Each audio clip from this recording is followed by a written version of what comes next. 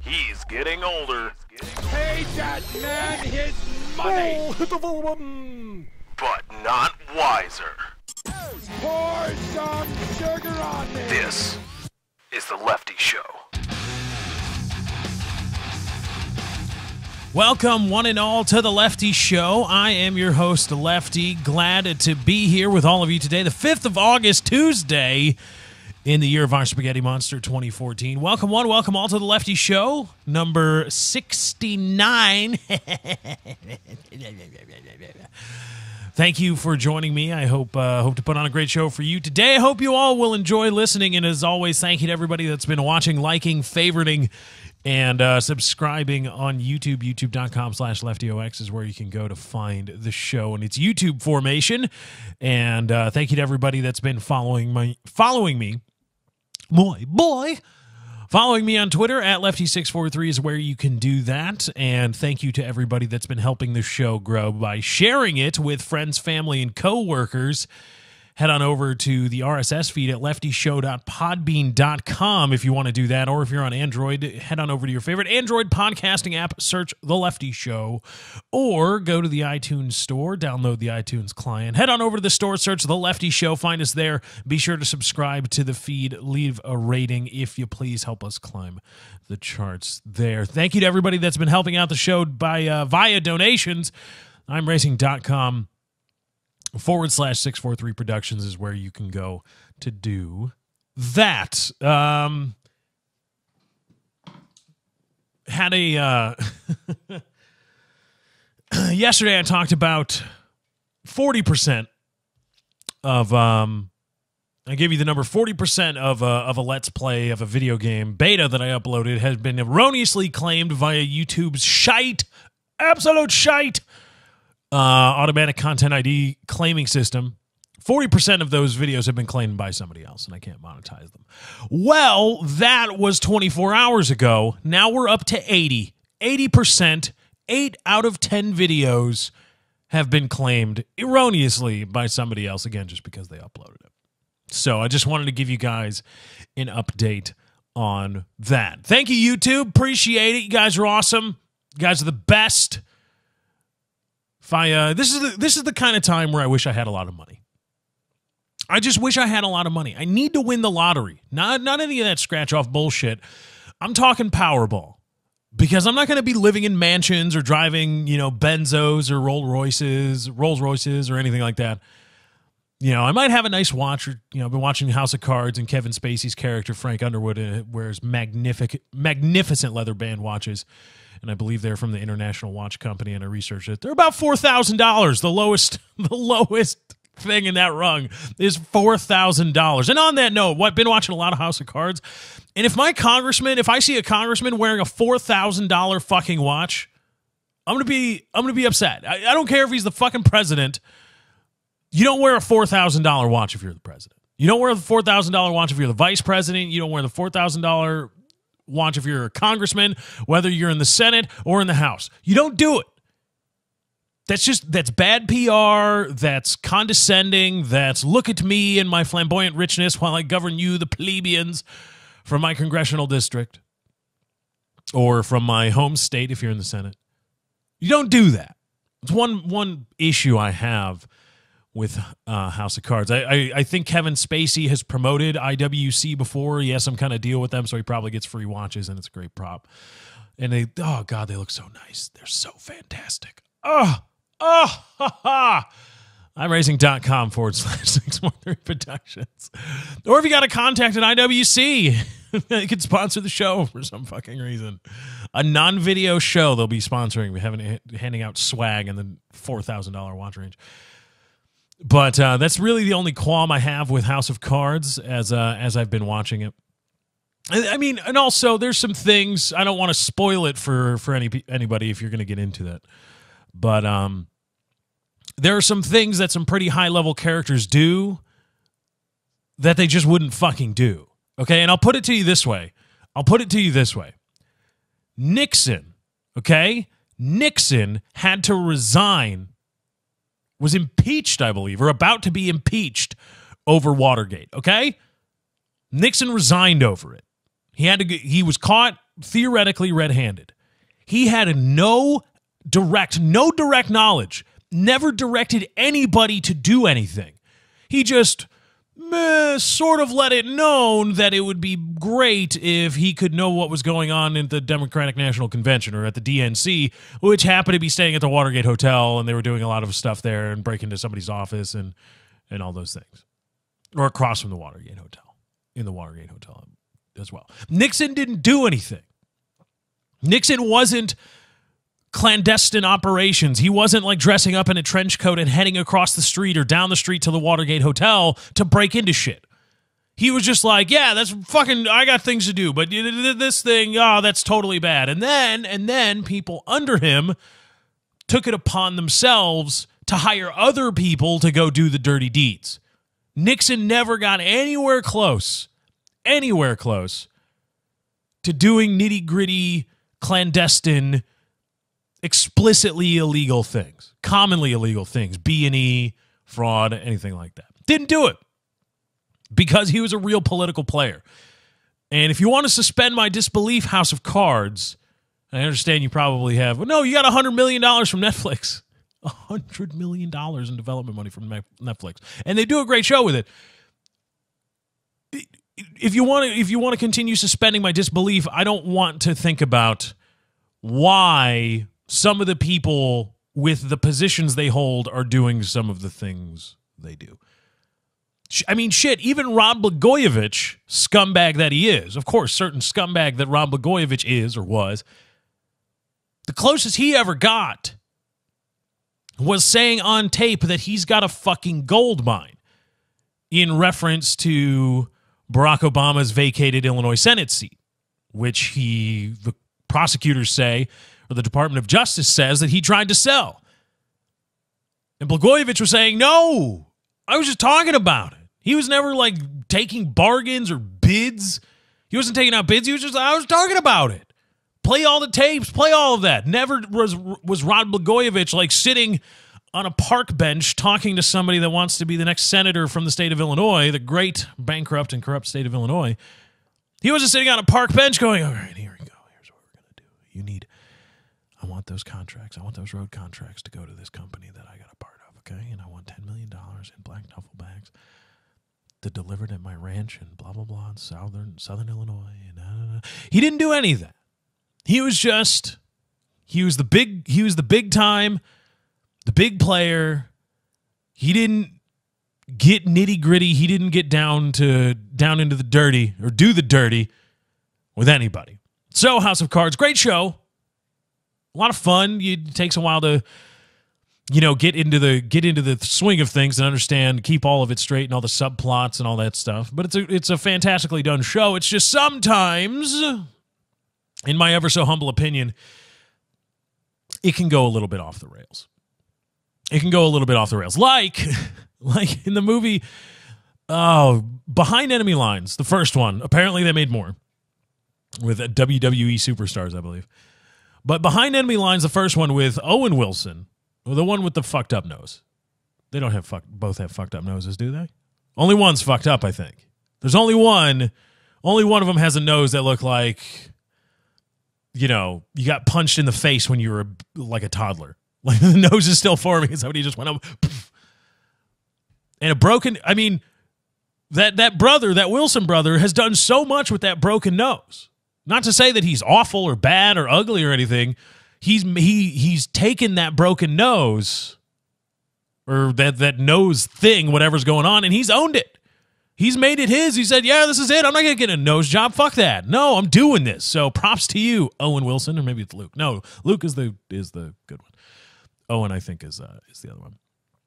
But he was playing Behind Enemy Lines. Gene Hackman was some fleet admiral who ended up, spoiler alert, at the end of the movie flying a rescue mission to rescue Owen Wilson. Of course, a rescue mission. What's the goal here, Chief? We're flying a rescue mission. To rescue people. He flew the helicopter, one of the helicopters, to rescue Owen Wilson. And I say, look, I've been kind of with you this whole time. You know, the Nico Bellic kind of guy chasing Owen Wilson throughout the woods. I don't know.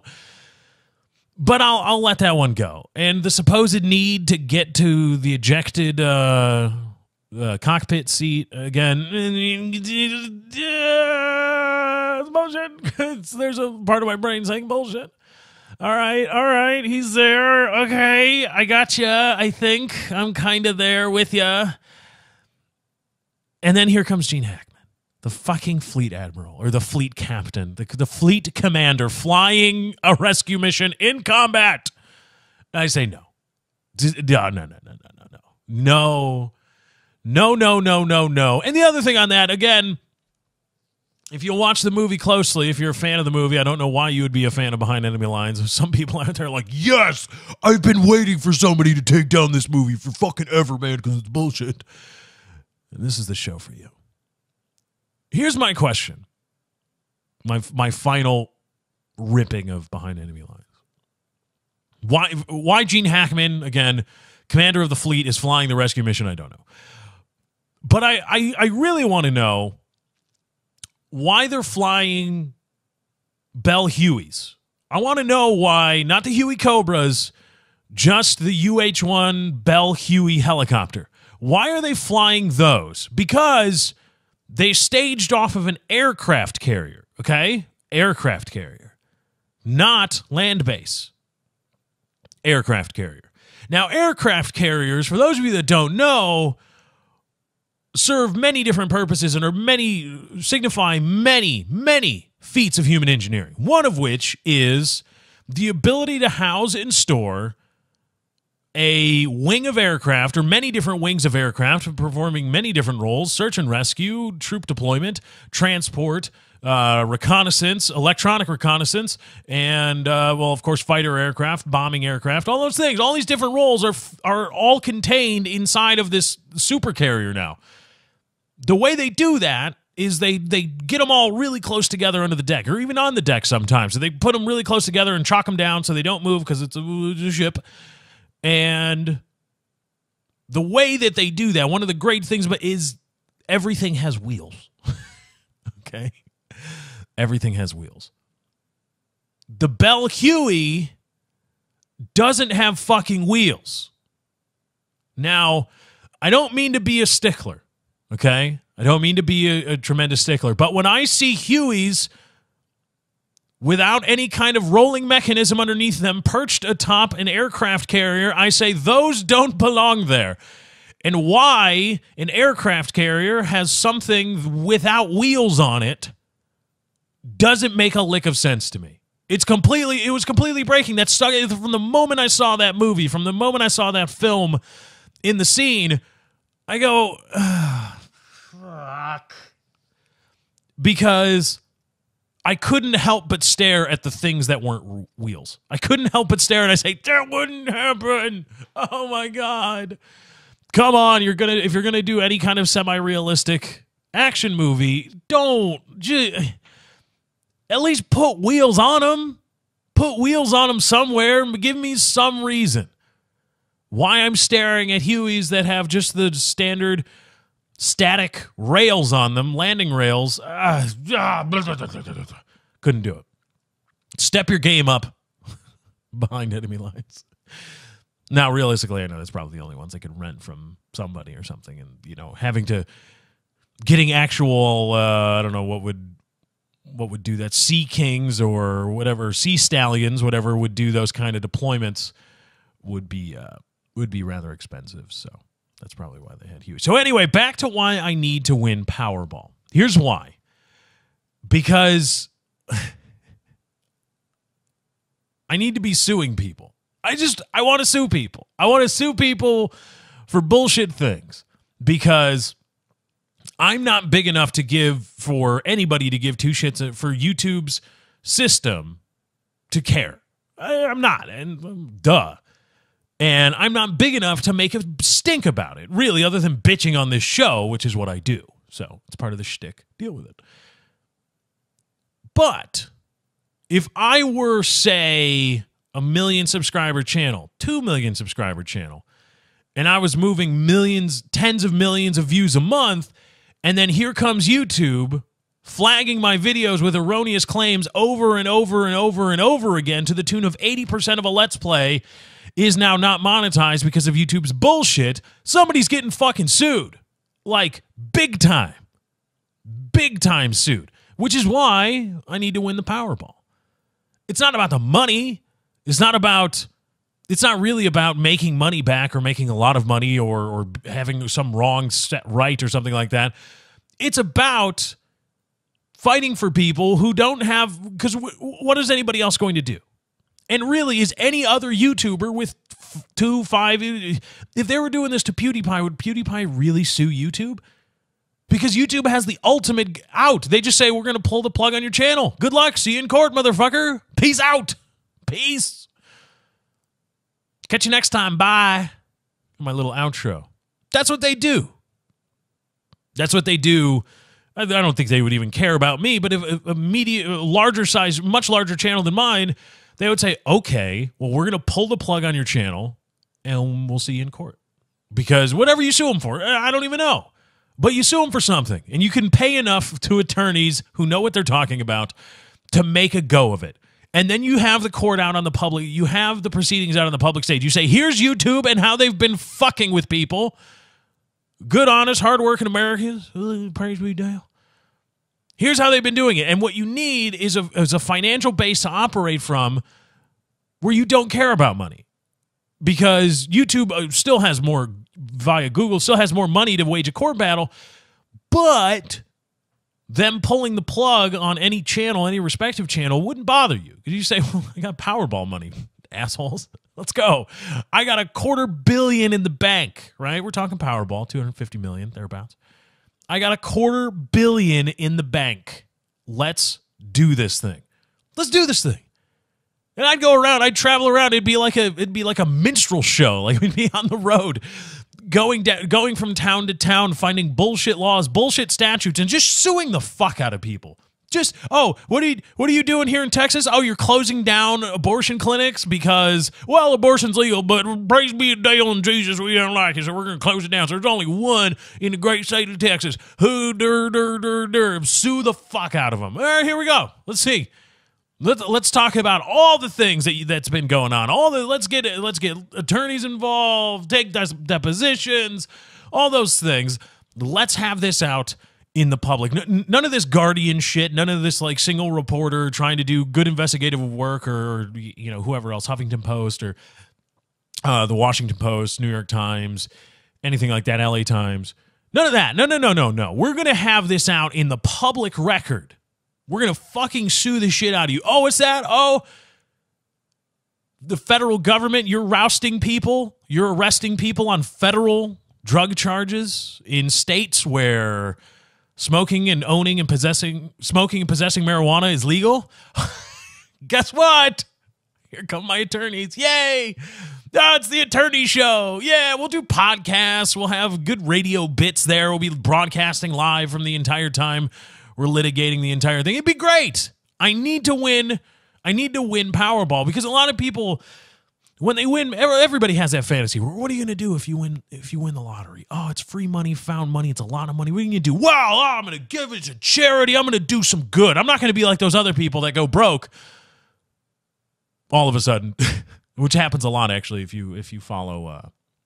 There have been many studies that show people that win significant amounts of money from the lottery usually end up broke very quickly. And everybody says, well, I'm not going to be like that. I'm going to be smart, and I'm going to donate my money for good, and I am going to be the best I can be. It's going to do nothing but make my life, the life of those around me, and everybody's life better. I am going to do great things with my lottery money. And I say, no, I'm going to go broke. I would gladly go broke with Powerball money. But it's going to be a hell of a time watching me go broke. The entire world, I will be a spectacle on the world stage, going broke with my Powerball money, litigating the shit out of anybody and everything. I just sue you and you and you. Oh, that's bullshit. Sue the fuck out of him. I would. everybody says, getting into law is kind of a dead field now because there's not a lot of jobs. A lot of people have law degrees. It's pretty much the same thing. What has been happening, to my knowledge, in the field of law, with a lot of people graduating with degrees, and then all of a sudden there's not a lot of jobs because it's like, well, okay, great. You have a degree. What have you, Eddie? What have you done for me lately? What have you done for me lately? What? Yeah, okay, you got the law degree. Good job. Yeah. Ooh, what have you done? What do you got? Well, they say, well, we got somebody like that. Good luck. I mean, we'll look at you, but nah. That's been happening in the law field for a long time. Now it's happening to just everybody with a college degree, and they go, oh, my God. And lawyers are like, yeah, have fun. Welcome to the club. I would single-handedly provide jobs for thousands of attorneys. Powerball, the state of Illinois, would personally fund or vicariously fund the retainers for thousands of law degree holding people. Because I would just be, oh, you get sued and you get sued. I'm like Oprah, but with lawsuits. You get sued and you get sued and you get sued. And in my mind, that actually does some good. Because now we have somebody, this isn't ACLU bullshit. I'm just running around suing the fuck out of people. And it's going to be great. It's going to be great because I have not a care in the world. I have no stake in the outcome. I am as close to an uninterested third party as you can get. I just got a lot of money. And I'm just going to sue you because he's bullshit. He's not good. He's bad. I'm going to sue you for it. It's going to be fantastic. It's going to be a lot of fun to, or it would be a lot of fun to watch. So that's why I need to win the lottery. And the thing I said, being an uninterested third party, the thing my dad always told me when I was growing up, he'd tell me stories about actually being an attorney. And he said, and I was even involved in an accident. And I was like, oh, man, am I going to sue these people? He said, no, here's the thing. The worst thing you can have personally, is a personal interest in a good lawsuit. That's the worst thing you could possibly have, is a good lawsuit on your hands. Because even if you win, that's all you care about for the entire time that you're litigating the case, whatever it is. You could have a big paycheck coming your way, or you could have the probability of a big paycheck coming your way, but that very idea, and then every facet of the case, every up, every down, every stagnation, every perceived loss, every perceived win, everything becomes your own. It becomes your existence. And you live vicariously through the trial, and that's all you care about, and that's all that you tie your existence to the outcome and the trying of this lawsuit. And you just get bleh. You turn into just an awful person, and you get depressed, and you're sad. You're happy, and then you're manic, but then you're sad and you're depressed. And people ask you how you going. Oh, not good. The lawsuit's being held up. And blah, blah, blah, blah. And then a week later, a month later, it can be, hey, how you going? Oh, my God, it's great. Oh, we're going to go to trial, or we're going to do and then 2 months later, it's, well, the trial is going slow, and I don't really know how it's going to go. That's the worst thing you can have. So I, traveling the country with my merry band of attorneys, don't care. You could have a very good lawsuit. I will come in, buy the rights, and I'll just litigate the shit out of it. I don't care if I win or lose. I got Powerball money, baby. Speaking of Powerball money and having a lot of money to do silly things with, there's a story I meant to cover yesterday. Never got to it. And I believe I touched on it very, very, very early on in the Life of the Lefty show. But it made its way to the New York Times.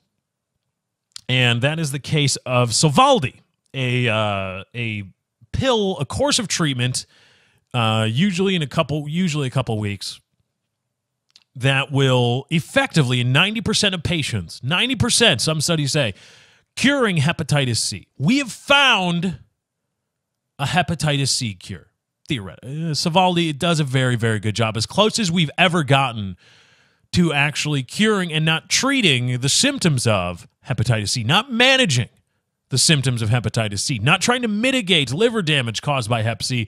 We're talking about actually pretty much eradicating it from many, many people.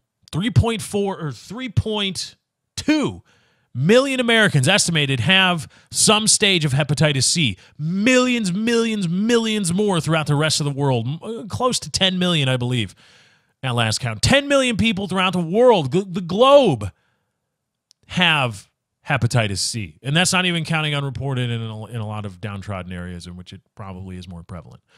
But we're going to stick for the moment with 3.2 million Americans at some level have hep C.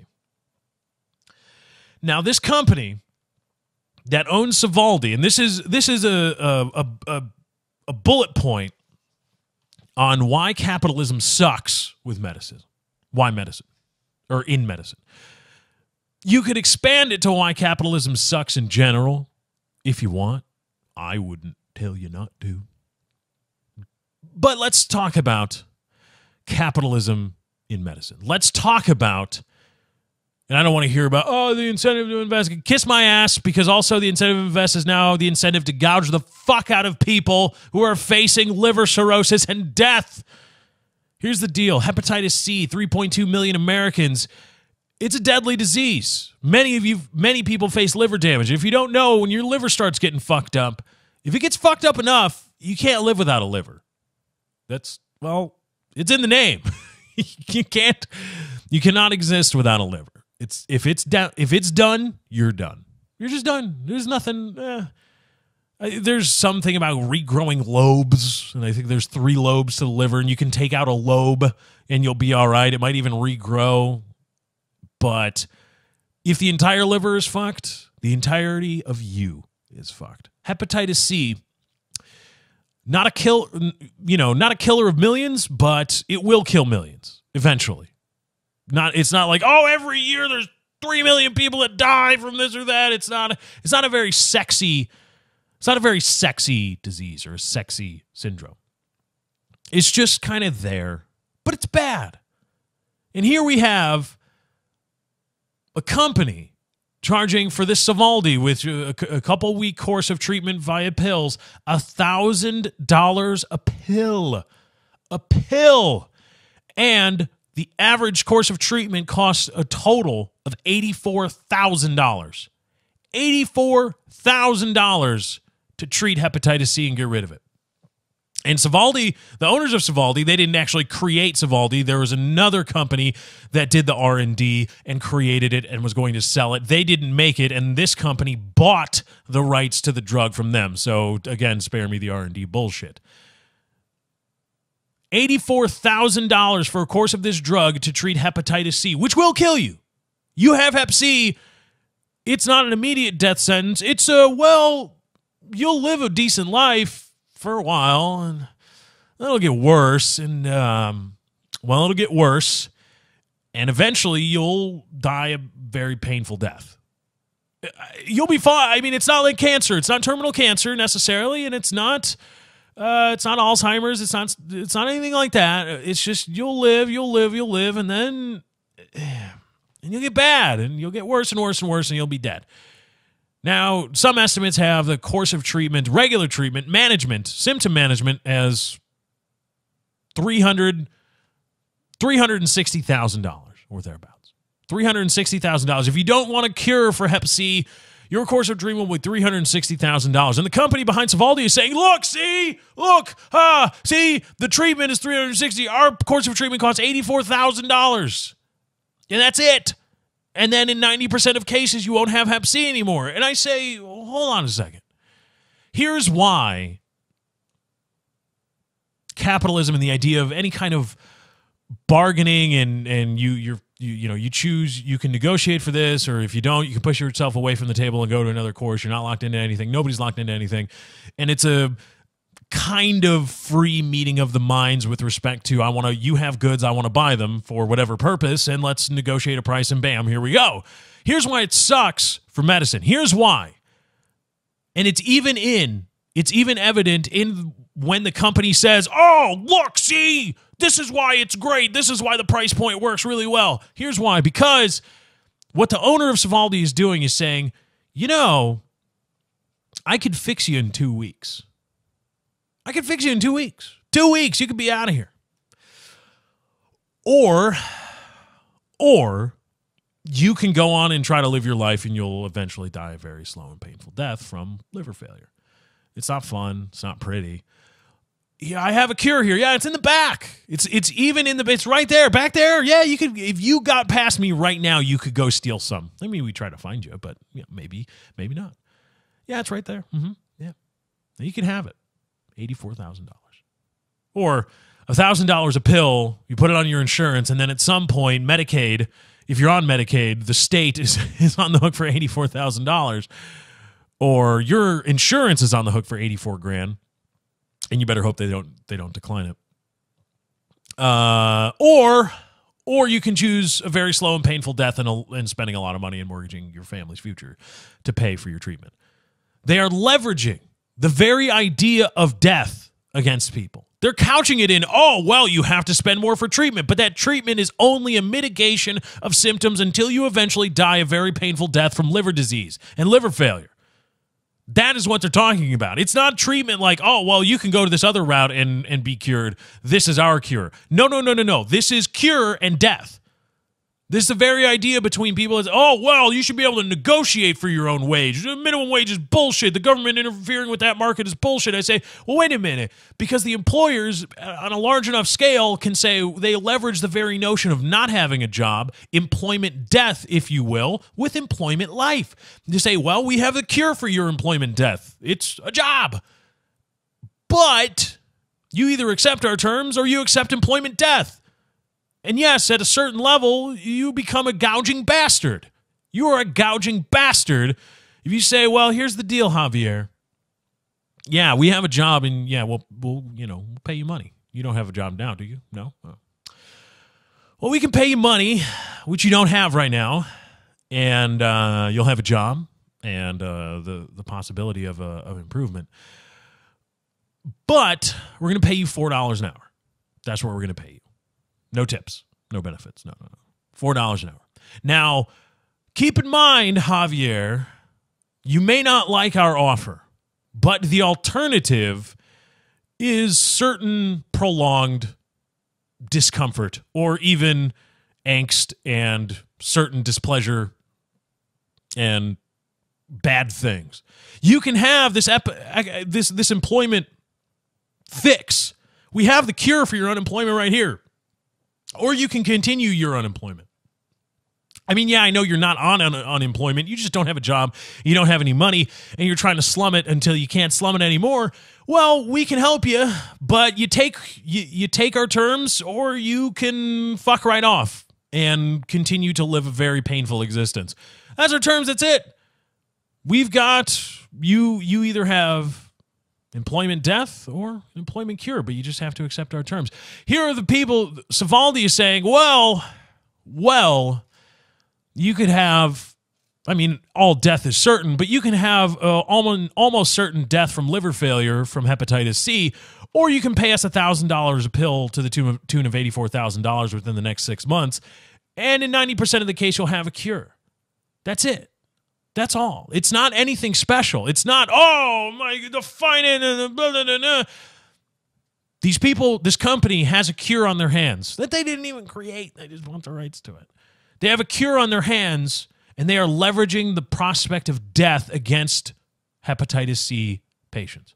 They're saying, well, you can have this. It'll cost you, or you can die. It's your choice.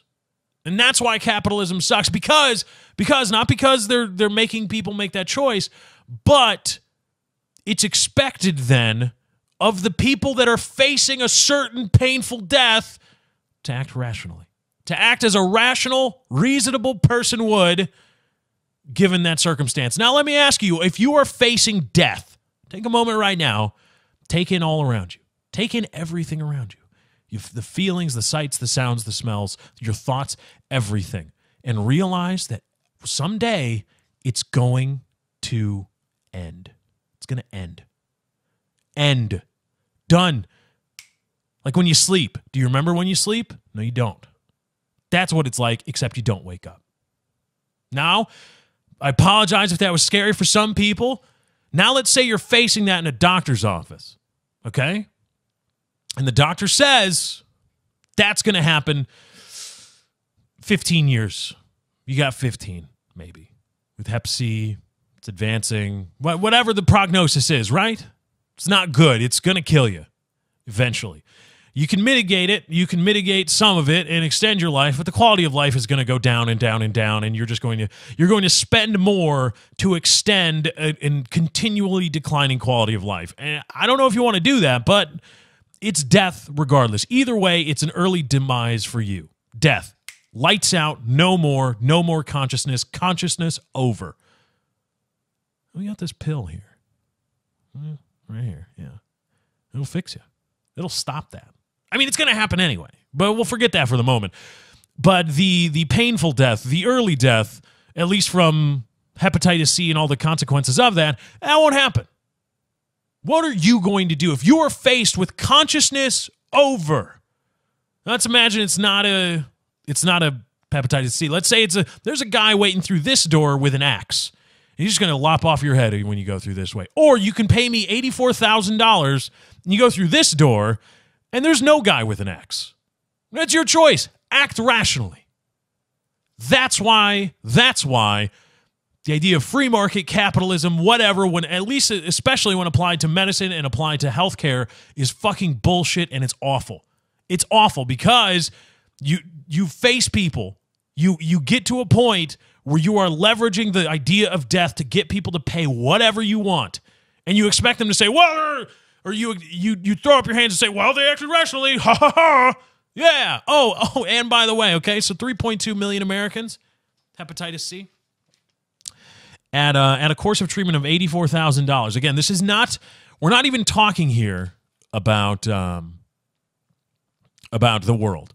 And about licensing the drug for replication in other parts of the world and licensing fees and all that. Let's just say at some point there's going to be 3.2 million people that pay the full price, at or near the full price for this treatment. And there's, again, millions upon millions more than 3.2 million people that actually have Hep C. So this company with Sovaldi asking $84,000 for a course of treatment. Let's say there's 3.2 million people over the course of a couple of years that'll have it because they already generated $3.48 billion in the last quarter in sales. That's $256 billion. $256 billion to treat 3.2 million people. Does that seem like a little bit like gouging? Like, that's a lot of money. $256 billion. $256 billion from just 3.2 million people. Already generated $3.48 billion in revenue. Oh, and the company that actually developed Sovaldi, or what became Sovaldi, and the company that was going to originally bring it to market before they went under, and this current company bought it, they were going to sell it for $36,000 for a course of treatment. Less than half of what this current company is charging for Sovaldi. Capitalism fucking sucks. It sucks. It was good for a while. It got us through some tough times. But if we're even going to go anywhere, if humanity is going to be anything, we really need to start getting ready to stop with this whole thing. It just, no. Because this is something, Hepatitis-C is a serious thing. And we've solved it. And we've fucking solved it. But instead of rejoicing, instead of the world rejoicing and saying, "What? Fucking A, we win," and whatever you want to say, here's $100 billion to the company. This is now humanity's. This isn't your product. This is now humanity's product. This eminent fucking domain. This is because you hold the keys to life for millions of people and millions more people who will get Hepatitis-C. You hold the keys to their lives in your hand. And instead of giving it to the world and letting the world rejoice, you're saying, I got to cover my nut. We got to get something out of this. Fuck you. Fuck humans and fuck capitalism. This is bullshit. And everybody likes to point to, the polio vaccine was released in the public domain and that allowed blah, blah, blah, blah, blah, conquered polio. Yeah, that was only after the guy's legal team decided that it wouldn't be able to patent the polio vaccine because it was too much like something else. That was only after the guy directed his lawyer to research patenting the polio vaccine so that he could make fucking money from it. Only after he was told, well, you know, we might not get it through, did he say, oh, well, to the people then. Yay. Look at me. Look at how awesome I am. It's like, wait, didn't you just try to profit immensely from this? Oh, no. I don't know what the fuck you're talking about. Shut up, idiot. No. Don't come at me with facts. The reason I don't like the idea of capitalism and the incentivization of gathering wealth and harboring wealth and owning it and all these things is because humans are fucked up. Money corrupts. They say power corrupts and absolute power corrupts. Absolutely. It's bullshit. Money corrupts. And the search for money, like the search for Spock, but shittier. The search for money, the quest for money, and the unyielding, unrelenting yearning for money, for bank account status, for all those things fucks people. It fucks people and it leads people to do shitty things. We need to wipe our hands of this. We need to get ready to wipe our hands. But if we're going to do anything more, if we're going to progress as a society, even as a technological society, we need to get the fuck out. We need to get the fuck out of this. And here's how I know, because Katie was watching a very interesting documentary on the search for the Higgs boson, the God particle, and it talked about the Large Hadron Collider and all that stuff. Really nerdy shit. And there was a guy giving a press conference detailing what the LHC was doing. This was a while ago. I believe they think they've found the Higgs boson, as I understand it. Now the question is, what makes up the Higgs boson? Is there something beneath that layer, as I understand it? That's as far as I go. And the LHC is now getting some upgrades so that it can, an order or two of magnitude more energy in terms of collisions, which, you know, is going to allow them to peel back the onion even more, to reveal more. So this guy was talking about, oh, here's how cool it is. Here's how cool the search for the Higgs boson is, the supposed God particle, and all the things that it does. Here's why it's so cool. Here's the greatest thing. Oh my goodness, this is so cool. So he starts taking questions from people. Okay, starts taking questions. What about this? What about that? He's explaining. And some guy raises his hand. He calls on him. He says, well, as an economist, and immediately as soon as I heard as an economist, I knew fucking exactly what was going to come out of this asshole's mouth. And it happened years ago, but I still want to find the guy and call him a fucking asshole.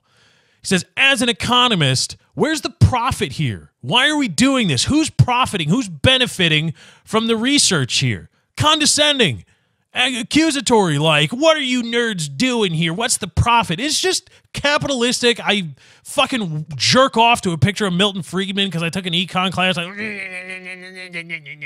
over myself. Just a big circle jerk. The economy matters.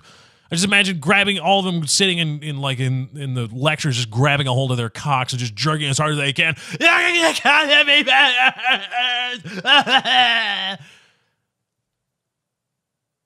And the guy, the researcher said, I don't know. And of course, the econ fuckwad was probably like, take that, nerd. I'm going to go jerk off to spreadsheets. But the guy said, here's the thing, though. The researcher said he's a theoretical guy, did a lot of equations.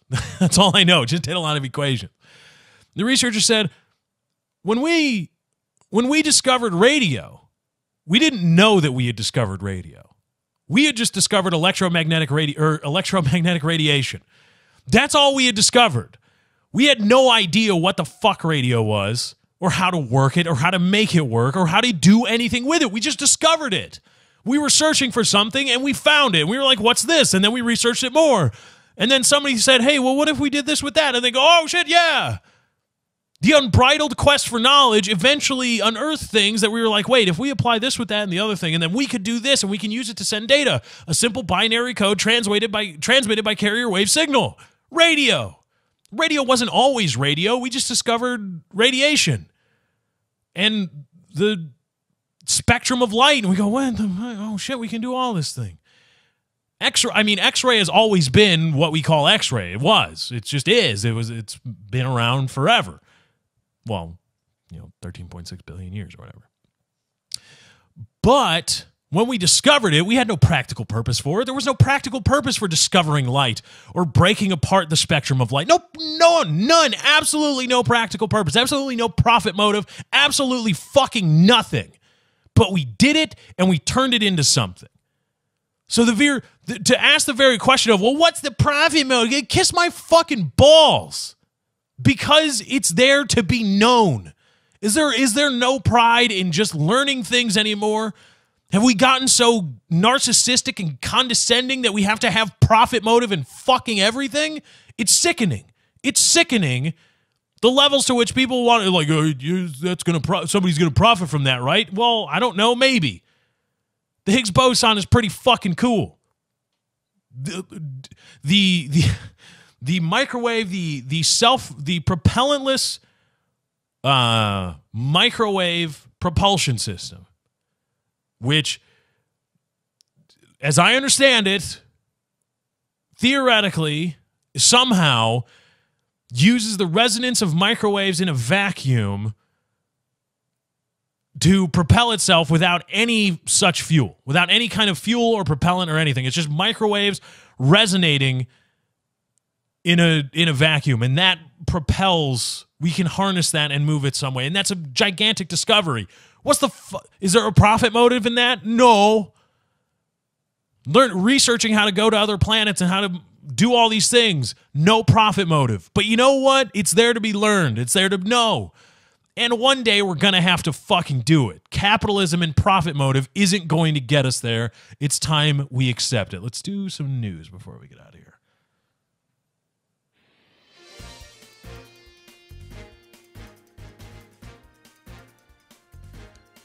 We got some things to talk about in the news today. A crying child on Game of Thrones reminded a Kansas man that he killed his adopted son.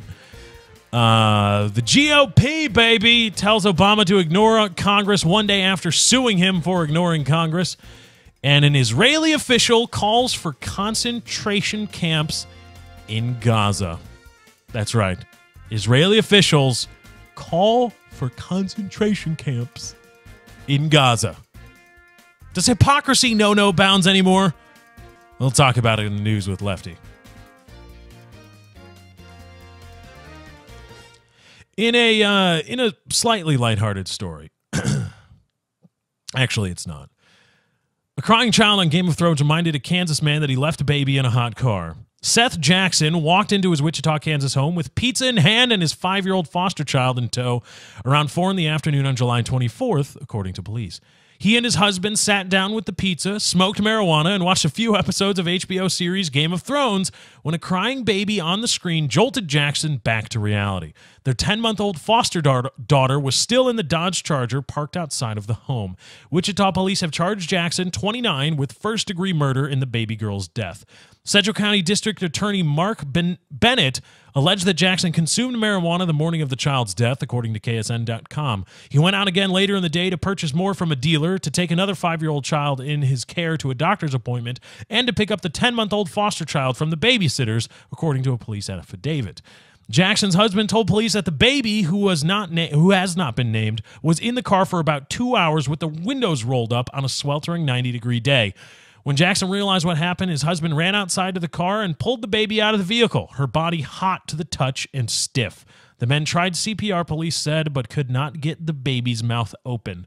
By the time authorities arrived, the child was lying lifeless on her back on the couch, and Jackson was on the phone. "I left her in the car. She's dead. She's dead," police heard him say in 4 different phone calls. So, here we have a tragic story in which a guy came home, got high, and forgot his baby in the hot car. And is it me, or have there been a lot more of these children left in hot cars to die or be significantly maimed or put through hardship stories? Has there been a lot more of those this year? Am I just paying attention more? Because it seems like there's a lot more than I remember.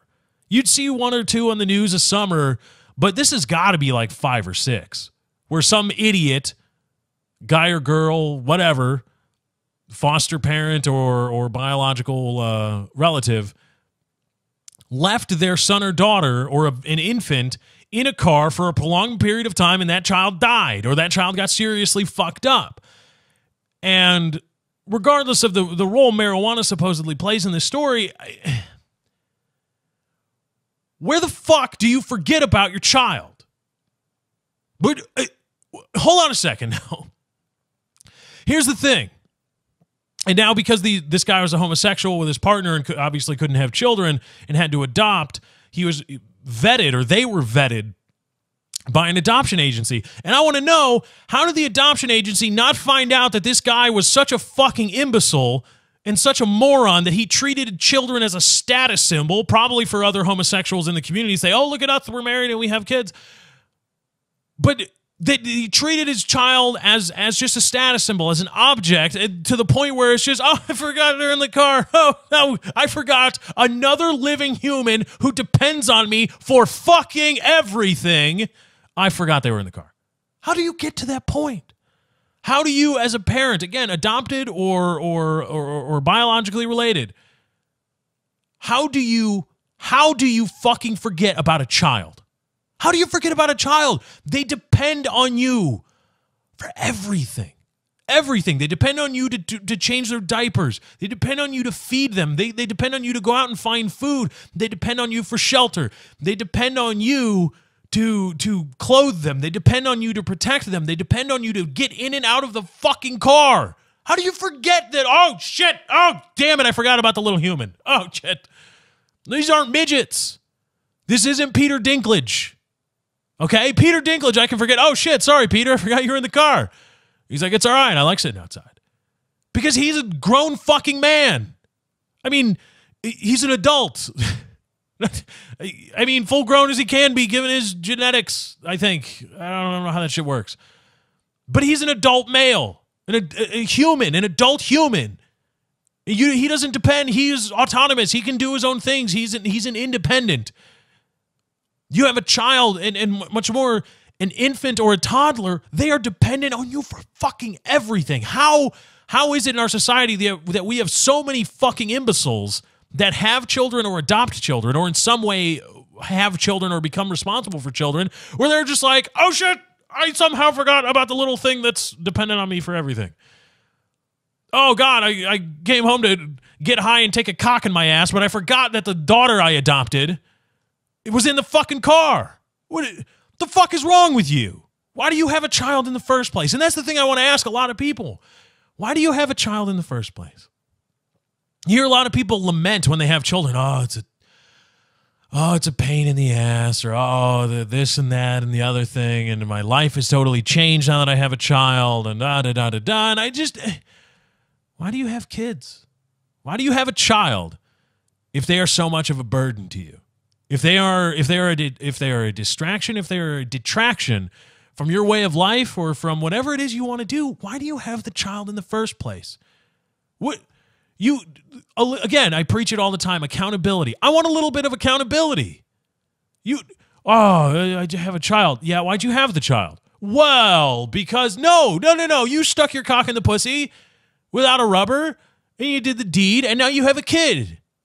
Or you were taking cock in the pussy, and you were on the pill, or you told them not to wear a rubber, or you stopped taking the pill, and now you did the deed, and now you have a kid.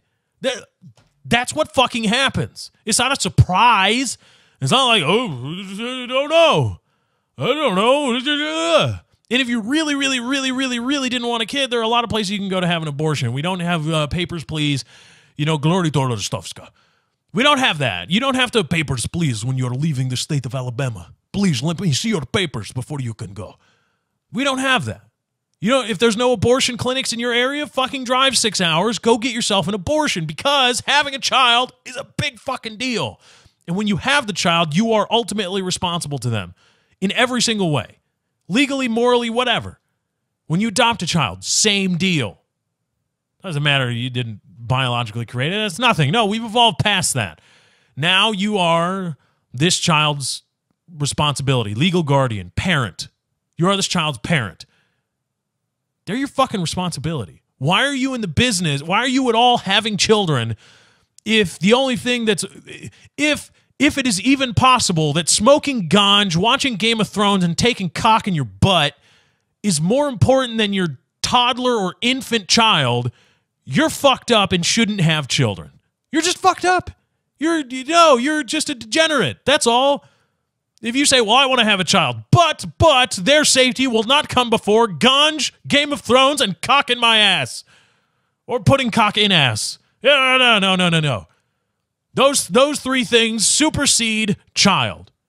Then you're a fucking degenerate. Why do you want a child in the first place? Don't have a child. Don't adopt a child. If you want to do all these things, if you don't want to have it, if a child would be a burden to any part of your existence, why would you proceed with having one? But nobody's asking these questions, and it seems to be happening a lot more. Have we become so conceited as a society that it's like, well, I just had so much on my mind. I'm so important. I had so many things going on. I had the big merger, and Marjorie is just being a cunt. And she's talking about this and that, and I forgot about little Marjorie. I don't know. Is there junior suffixes for females named after their mothers? I don't think so. That's actually kind of fucked up. Marjorie the Second, maybe? Oh, little Jessica, I just forgot that I left her in my Mercedes-Benz with the windows rolled up when it's 112 degrees outside. I just forgot. Really, I did. It was an honest mistake. Why did you have the child then, sir? You fucking asshole. A lot of these people, we just have these notions about, oh, well, you got to have a kid now. Well, wait a minute. Hold on a second. Does having a child really fit with what you want to do in life? If a child would be a burden, it's not shameful to say, no, I don't want a child. No, I just don't want to have a child because they don't jive with what I want to do. Maybe later, and if I wait too long and you get too old and you don't want to have an autistic or you don't want to deal with the increased probabilities of having some kind of autistic child or a child with Down syndrome, and you say you adopt. But there's no shame. Oh, well, now I've got to get a child. These two, this fucking asshole who incentivized smoking pot, watching Game of Thrones, and taking cock over their child, over his responsibility, they probably felt it was a responsibility to get children once they got married. Once they got legally married, they said, oh, well, now the thing is to have children because that'll really show the heteros. That'll get them. They treat their... I'm guessing here, but it's probably not a large stretch of leap in logic to think they probably treat their children as status symbols, as pawns. Say, look, we married, and now we're adopting children because that's what. Look at us being normal homosexuals. Ha ha ha ha ha ha. Oh shit, I forgot one. It's dead now. Oh damn it. Fuck it. Get out of here. Because if you can honestly forget. If you can honestly forget about your child in a deadly situation, if you can leave a child in a deadly situation in a car with the windows rolled up in 90, 95 degree heat, they're not your child. You don't want them as your responsibility. They're just an object to you. They are a pawn that you use to show off to other people, whether they be people you want to flaunt and people you want to say, ha, I'm better than you, or you want to act as a pillar for the homosexual community or whatever community and say, look at the children I have. Ha ha, be like me. They're not your children. You don't want them as your responsibility. You just want a fucking status symbol. It's like a nice gold Rolex. You just want a gold Rolex. Buy that instead of adopting a fucking kid if you are going to really incentivize smoking ganja in the Game of Thrones and taking cock over your fucking toddler. Just disgusting. In other news, speaking of disgusting cretins, probably deserve to be wiped off the face of the planet, Israel has some interesting, very nice things to say. Deputy Speaker of the Israeli Knesset and member of Prime Minister Benjamin Netanyahu's ruling Likud party, Moshe Feiglin, has called for the use of concentration camps for the, quote, conquest of the entire Gaza Strip and annihilation of all fighting forces and their supporters.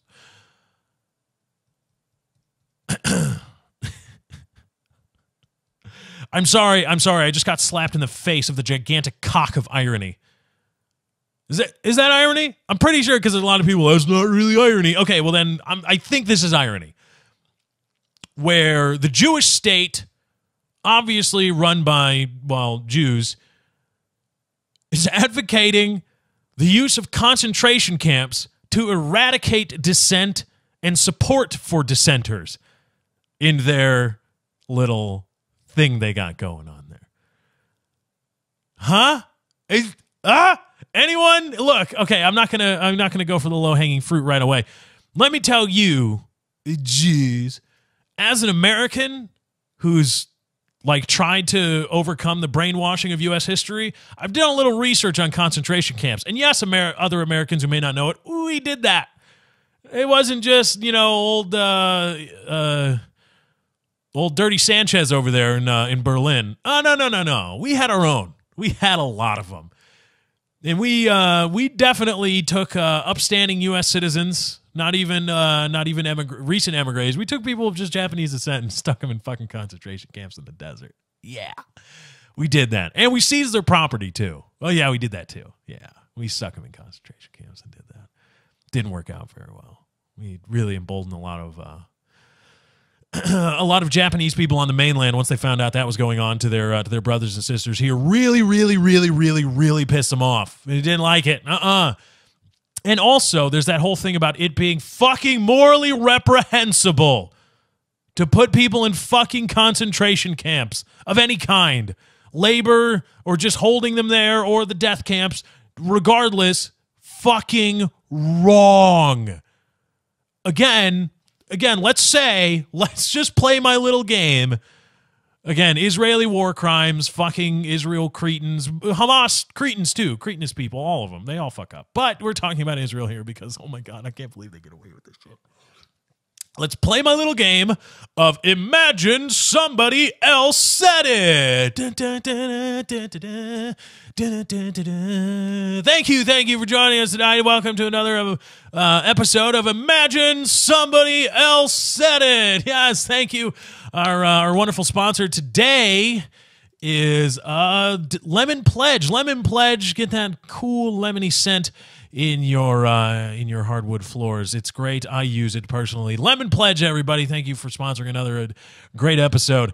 Today on Imagine Somebody Else Said It, we have the Jews and their Jewish state of Israel talking about using concentration camps for the, quote, conquest of the entire Gaza Strip and annihilation of all fighting forces and their supporters, end quote. Now I put it to you, panel of judges. Imagine somebody else said it. And let's pick... Ooh, Germany, rough. Oh, that's a bad draw. Now imagine, let's say, in the year 2014 of our spaghetti monster, Germany, in an effort to quiet dissenters about, say, pick a topic. They're propping up of the Greece economy. There's a lot of dissent in Germany over the use of German funds and German banks to prop up Greece because they believe that's just going to forestall and make worse an inevitable, incredible economic downturn.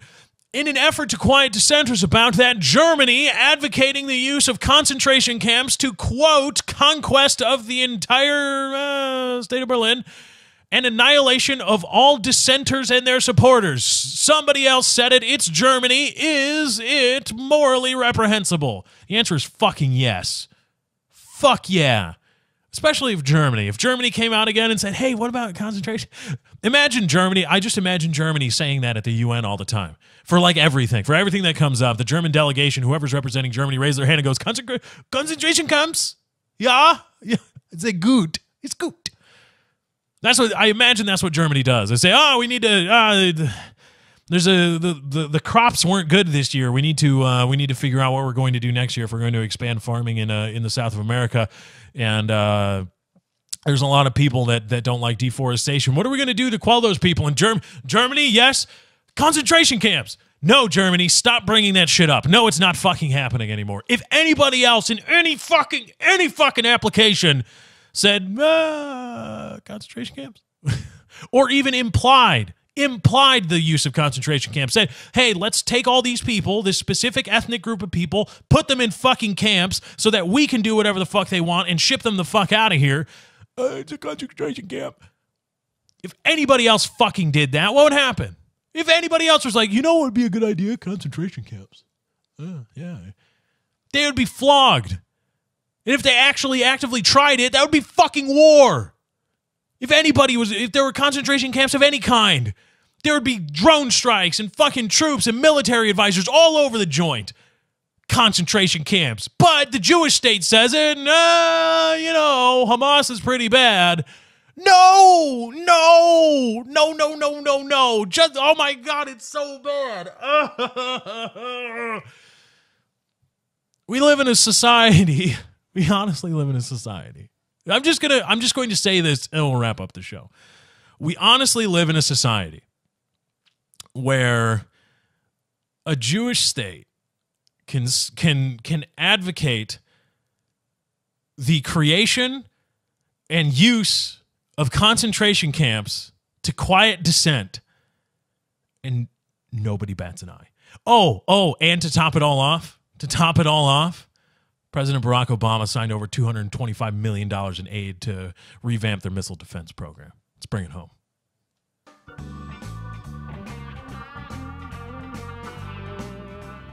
Woo! Another great edition of The Lefty Show. I thank you all for joining me. I had a great time putting on the show for you. I hope you had a great time listening. Thank you to everybody that's been joining and watching the show on YouTube. YouTube.com/LeftyOX is where you can go to find the show in its YouTube formation, as well as all kinds of other gaming content. YouTube.com/LeftyOX. Thank you to everybody for following me on Twitter @Lefty643. It's a great way to stay up to date on all the latest and greatest Lefty Show news. You want to help the show grow? Share it with your friends and family. It's a great way to do it. I thank you all for doing so. Head on over to leftyshow.podbean.com. That's leftyshow.podbean.com if you want to subscribe to the RSS feed manually, or head on over to your favorite Android podcasting app of choice, search The Lefty Show, or head on over to the iTunes store, search The Lefty Show. Be sure to subscribe there. If you want to donate to the show, imraising.com/643 Productions is a great way to do it. Anyway, guys, that's my time. I got to get out of here. Thank you for joining. I hope you enjoyed. I'll catch you next time. I'm out. Bye.